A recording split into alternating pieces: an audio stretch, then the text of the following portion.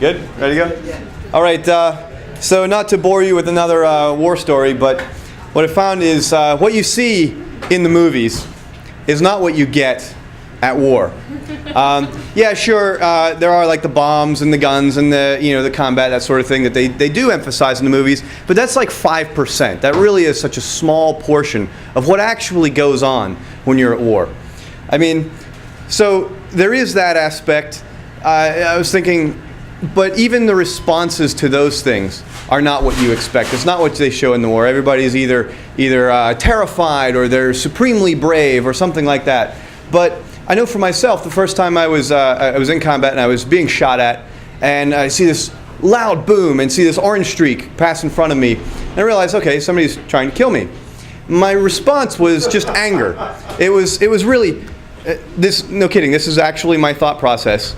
You motherfucker, how dare you? And you don't see that kind of thing in combat. So, or in the movies at least. The other thing you don't see is the boredom.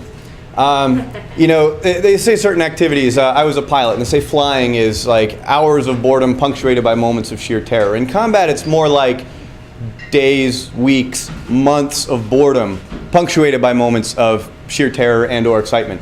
And this happens, like, I'm picturing this one day. It's hot, as it tends to get in the desert sometimes, but it's also cold in the winter. So we're sitting there in the middle of nowhere. We had made camp for the day.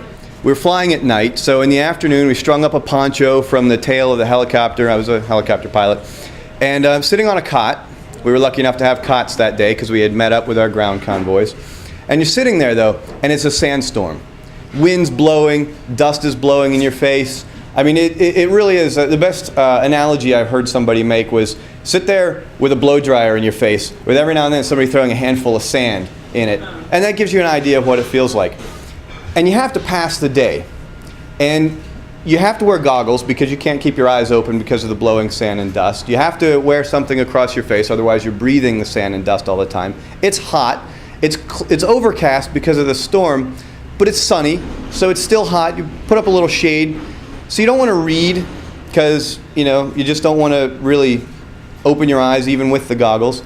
You don't want to eat because anytime you open food, your food just gets full of sand and dust. So there's nothing to do. You sit there, literally sit there on a cot, hours and hours and hours. And you've already had days and weeks of activity like this, so you've already told all the stories to your friends and coworkers. You've heard all the intimate details you never wanted to hear about their lives. And so really, you just sit there, so you never see the boredom. Another thing you don't see is the sex. There's a lot of sex that happens in war.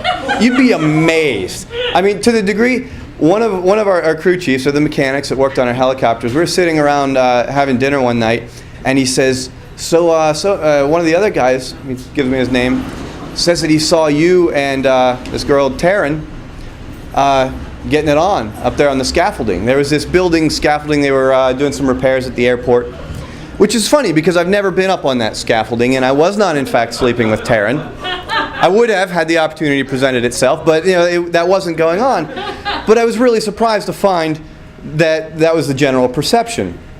So you don't see the boredom, you don't see the unusual reactions, you don't see the sex that, really does go on an awful lot.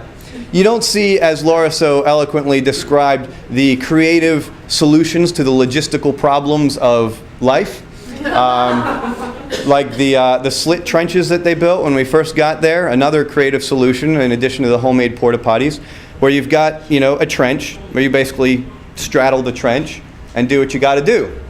Well, in the daytime, you get swarmed with mosquitoes. In the daytime you get swarmed with flies, and we all know where the flies just were before they land on you.